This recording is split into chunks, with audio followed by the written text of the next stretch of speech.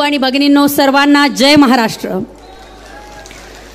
आज या ठिकाणी बुलढाणा विधानसभा मतदारसंघाच्या वतीने महाविकास आघाडीकडून शिवसेना उबाटा पक्षाच्या वतीने मशाल या चिन्हावर मी निवडणूक लढवित आहे। सगळ्यात पहिल्यांदा पक्षप्रमुख आदरणीय उद्धवजी ठाकरे साहेब, आपले मी मनापासून खूप खूप आभार या ठिकाणी व्यक्त करते। 1967 साली सुमनताई शिवाजीराव पाटील या काँग्रेस पक्षाकडून या बुलढाणा विधानसभा मतदारसंघामध्ये आमदार झाल्या होत्या। 50 वर्षाहून अधिक काळ लोटलाय, 50 वर्षाहून अधिक काळ लोटलाय। आजपर्यंत कोणत्याही पक्षाने या ठिकाणी महिलेला उमेदवारी दिली नव्हती। आपण मला या ठिकाणी संधी दिलीत आणि 50 वर्षांच्या नंतर आता या ठिकाणी महिला लोकप्रतिनिधी म्हणून होण्याचा सन्मान मला मिळणार आहे। त्याबद्दल आपले मनापासून खूप खूप आभार। मला आभार मानायचे या ठिकाणी उपस्थित असलेल्या माझ्या सगळ्या बांधवांचे, आदरणीय जालिंदर भाऊ बुधवत आणि उपस्थित सर्व बांधवांचे, महाविकास आघाडीच्या सर्व पदाधिकाऱ्यांचे मी मनापासून आभार मानते की ते सगळेजण या त्यांच्या बहिणीच्या पाठीशी खंबीरपणे उभे राहिले आणि म्हणून मी आज या ठिकाणी महाविकास आघाडीची उमेदवार म्हणून आपल्या समोर उभी आहे। आदरणीय साहेब, आपले मनापासून आभार। आपण 2 दिवसांपूर्वी आपली एक बाईट या ठिकाणी प्रसिद्ध झाली, ती म्हणजे 2004-2005 नंतरचे जे काही कर्मचारी आज आहेत, ज्यांची वारंवारची मागणी आहे की जुनी पेन्शन योजना लागू झाली पाहिजे।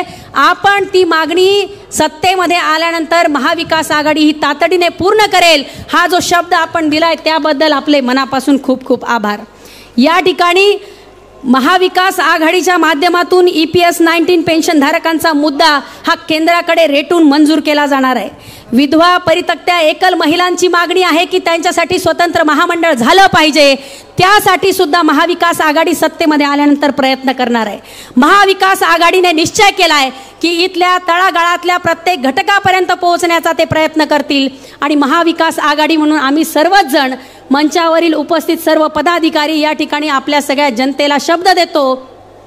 शेतकरी असतील, शेतमजूर असतील, महिला असतील, बालक असतील, तरुण असतील, या सगळ्यांना त्या ठिकाणी समाधान देण्याचं काम, या सगळ्यांचे प्रश्न सोडवण्याचं काम महाविकास आघाडी निश्चितपणे करणार आहे। महायुतीचा काळ आपण पाहिला, या 2-2.5 वर्षामध्ये महायुतीने महाराष्ट्र पूर्ण रसातळाला नेण्याचं काम केलं।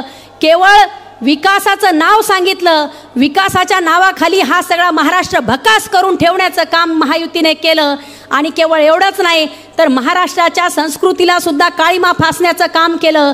2 दिवसापूर्वी सदाभाऊ खोत ज्या पद्धतीने आदरणीय शरद पवार साहेबांबद्दल बोलले, ती महाराष्ट्राची संस्कृती नाही। महाराष्ट्राची संस्कृती, महाराष्ट्राची परंपरा ही धुळीला मिळवण्याचं काम महायुतीतले सगळे नेते आणि पदाधिकारी करत आहेत आणि केवळ महाराष्ट्रातलेच पदाधिकारी नाहीत तर या बुलढाण्यामधला लोकप्रतिनिधी म्हणून जो आहे, जो महायुतीचा आज त्या ठिकाणी उमेदवार आहे, तो सुद्धा या महाराष्ट्राची परंपरा आणि महाराष्ट्राची संस्कृती, राजकीय परंपरा ही सगळी धुळीला मिळवण्याचं काम मागच्या 5 वर्षापासून या ठिकाणी या विधानसभा मतदारसंघामध्ये करत आहेत। आपण सगळे पाहताय, आपल्याला केवळ सांगण्यात आलंय, या ठिकाणी ऊर बडवून विकास कामांचा ढोल वाजवला जातोय की इतक्या 1000 कोटींची विकास कामं झाली। मुळात या बुलढाणा विधानसभा मतदारसंघामध्ये विकास कामाचं झालं काय, आमच्यापर्यंत आलेच नाहीत, अशा पद्धतीचं बोलण्याची वेळ सामान्य जनतेला आलेली आहे।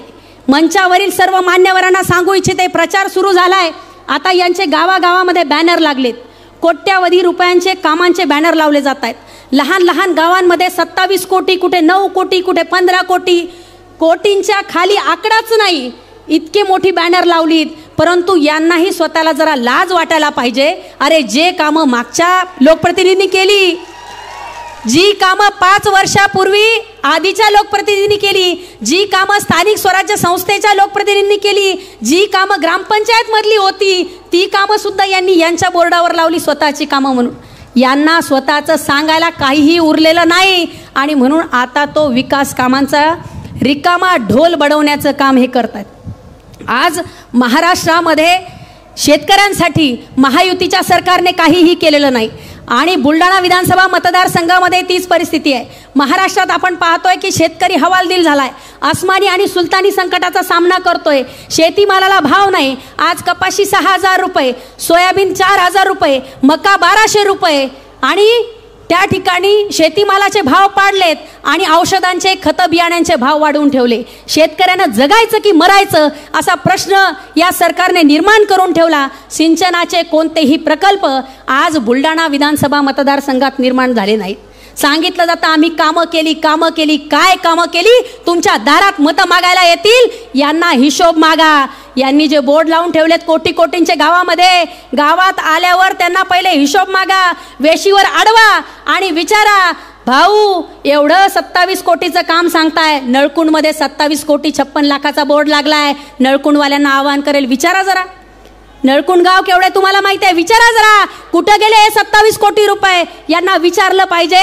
हा पैसा आपला, या एका पैशाचा हिशोब यांना द्यावा लागणार आहे, तो हिशोब आपण घेतला पाहिजे. शेतकऱ्यांच्या बद्दल खोटा आवा आणतात. सिंचनाचा कोणताही मोठा प्रकल्प आज बुलढाणा विधानसभा मतदारसंघामध्ये सुरू झालेला नाही. मागच्या 5 वर्षापासून शेत रस्त्यांची कामं रखडलेली आहेत. अजूनही शेत रस्त्यांची कामं झाली नाही, एकही शेत रस्ता झाला नाही. तरुणांच्या हाताला काम देण्यासाठी कोणताही नवीन प्रोजेक्ट, कोणताही नवीन प्रकल्प बुलढाणा विधानसभा मतदारसंघामध्ये यांनी आणला नाही. मोताळा MIDCचा प्रश्न गेल्या कित्येक वर्षापासून प्रलंबित आहे. मोताळ्यामध्ये अजूनही MIDC झाली नाही आणि सांगतात, गप्पा करतात, नुसती नौटंकी, नुसता नाटकीपणा, नुसतं ढोंगीपणाचा कळस म्हणजे बुलढाणा विधानसभा मतदारसंघामधला हा महायुतीचा उमेदवार आहे. अरे ढोंगीपणा आहे, नकलीपणा आहे. शेवटी नकली शिवसेनेचा नकली वाघ आहे. त्याच्यामुळे त्याला घाबरायचं काही कारण नाही. अरे ज्यांनी गळ्यात सुद्धा नकली दात घातला आणि सांगितलं की दात असली आहे, काय तर म्हणे मी स्वतः वाघाची शिकार केली आणि जेव्हा टेस्टिंगला लॅबला पाठवलं तेव्हा तो दात प्लॅस्टिकचा निघाला. जसा तो दात प्लॅस्टिकचा निघाला, नकली निघाला, तसा हा माणूसही नकली आहे. त्याच्यामुळे बांधवांनो, भगिनींनो, ओळखून घ्या. नकली माणसाच्या सोबत जायचं की जिथे अस्सलपणा आहे, जिथे सच्चेपणा आहे, जिथे निष्ठा आहे, जिथे विचारावर निष्ठा आहे, त्या माणसाच्या सोबत जायचं. विचार तुम्ही करायचा आहे. प्रचंड मोठी वेळ आलेली आहे. आपण नीट विचार करून मत द्यावं लागणार आहे. 2 ओळी सांगते, मेरे घर तक जो मेरे तक में आ जाते हैं, मेरे घर तक जो मेरे तक में आ जाते हैं, चंद कीड़े मेरे मिसवाक में आ जाते हैं. इन दहाड़ों में कोई दम नहीं, डर मत जाना. अरे इन दहाड़ों में कोई दम नहीं, डर मत जाना. भेड़िए शेर के पोशाक में आ जाते हैं.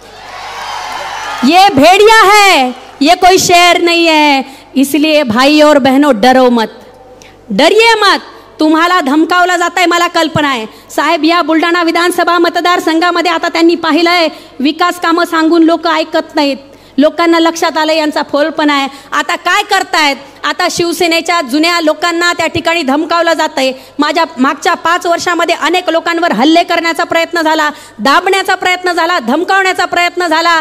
आताही तेच सुरू आहे. आता इथलेही अनेक लोकांना फोन जातील आणि बरेच लोक या ठिकाणी जे बसलेले आहेत, याच्यापेक्षा दुप्पट संख्या या मैदानाच्या बाहेर आहे जी ऐकतेय. आणि ज्या लोकांना वाटतंय की या ठिकाणी बुलढाण्यामध्ये शिवसेना उद्धव बाळासाहेब ठाकरेंचा उमेदवार हा निवडून आला पाहिजे, हा विचार मनामध्ये असणारे अनेक लोक आहेत, जी त्या ठिकाणी मनापासून आपल्या सोबत आहेत. शरीराने येऊ शकत नसली तरी मनापासून आपल्या सोबत आहेत.